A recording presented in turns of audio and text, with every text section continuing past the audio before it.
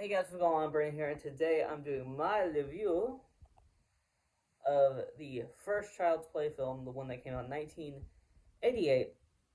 I want to review all of these films. I'm a huge horror fan, as most of y'all probably know. But since I'm a huge horror fan, I wanted to do kind of a bunch of older horror film reviews. I'm eventually going to get around to Friday the 13th and A Nightmare on Elm Street. But I've been rewatching but I started rewatching Chucky, these films, just the other day.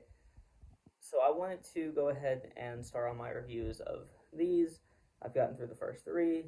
I will review them all, in order. And this film stars Alex Vincent as the main child actor, Catherine Hicks, Chris Sarandon. Sarandon. I'm not sure if I'm pronouncing his name right. My bad if I'm not. And they do a fine job. I mean, it's it does kind of at times feel like horror movie acting, which is fine with me because I love horror films. But if you're not in the horror films, I mean, I don't know why you're watching this review if you're not in the horror films. But if you're not in the horror films, you probably won't enjoy the acting of a horror film all that much, especially like '80s horror film, because that's a different acting style than like today's horror films. Today's horror films have better acting. That's just what I'm saying. It's just true. But as someone who loves horror and who loves the kind of cheesy acting in horror films at that time, but the best thing about this movie is Brad Dourif.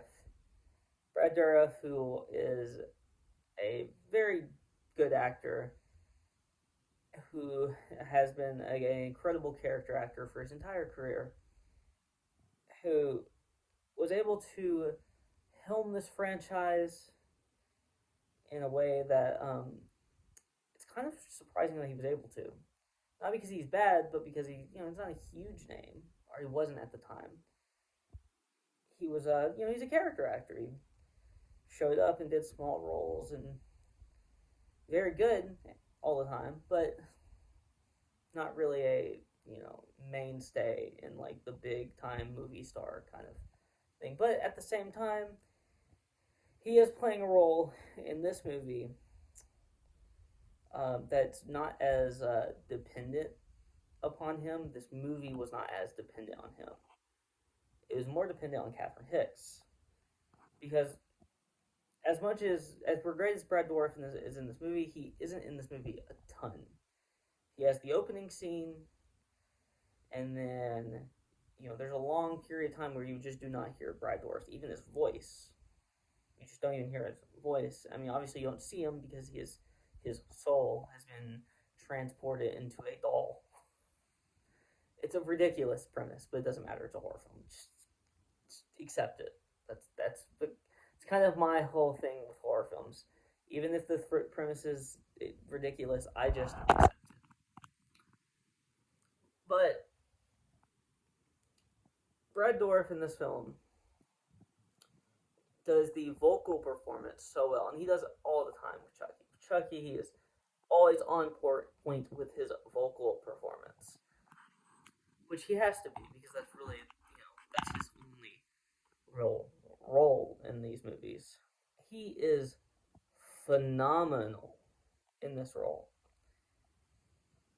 and I really love all of the actors, or at least for the most part, what they did with their roles. I don't think anyone is bad. I don't think anyone is great either outside of Brad Dourif. But even the child actor here, he probably I haven't I know who he is, Alex Vincent. I have seen him in a couple of other things, like one or two. Um, I know he appears in the Chucky television show at some point. I've heard that anyway. I haven't actually seen any of that, but he probably did about what his range is in this movie, if we're being honest. Um, which is fine. I mean, he is fine in this movie. He's fine in the next one as well. But I'll that one when I get to it. But this movie is is serviceable for what it does. It's creepy at times. It's a little spooky,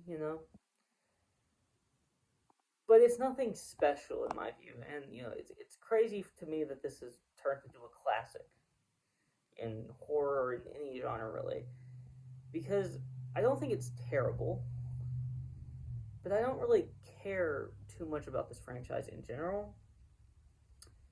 Again, I'm doing a whole series of videos on this franchise, so I mean I care a little bit, but it's fascinating to me that this was the thing that kind of became a franchise, and I just feel like it's kind of a novelty thing in this first movie, and then the novelty kind of wears off. Because I don't think that this movie is as good as Megan or M3 that came out um, early this year. I don't think it's even as good as that, which I think I really liked Megan. So I mean, you know, but I just feel like this movie has issues, and I think that the length of this movie is perfect. I do want to talk about that too, because I'm talking about the good things I like about the movie right now. I think the movie is creepy and disconcerting at times. It makes you look at your if you had a doll as a child, it makes you look at them a little bit differently, right? But and the length as well is perfect. But the acting is very 80s horror acting or 70s horror acting even. The kind of I feel like there are long stretches of this movie where nothing is happening, which is a crazy thing to say about a movie that's an hour and a half long. It's not a long movie; it's a short movie, and there are times when I'm just outright bored watching this movie. I never felt like that with M3gan or Megan. So comparing it to that, just because it's a doll that you know that goes crazy basically. Like it's a doll that comes to life basically. Which I mean, it's a different situation, obviously, very different situation. Whereas Chucky is an actual serial killer that put his soul into a doll, and Megan or M3 is a robot doll that goes like crazy. Pretty different, but also similar in the sense of that it's a doll that's killing people. One thing that this movie does do a better job at than M3gan is is the is like the amount of, I guess, murder in this movie, the amount of deaths in this movie.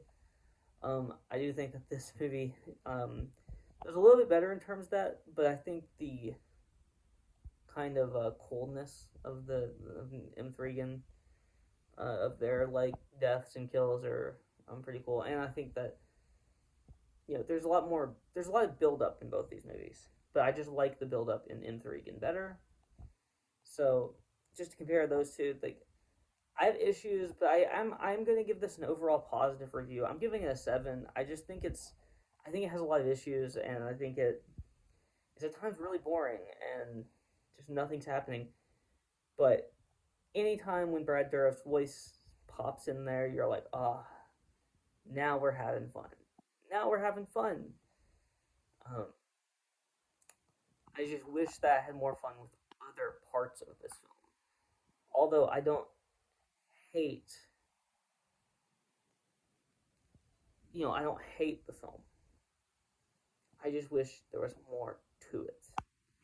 So that's really all I have to say. If you like this video, please like, comment, and subscribe.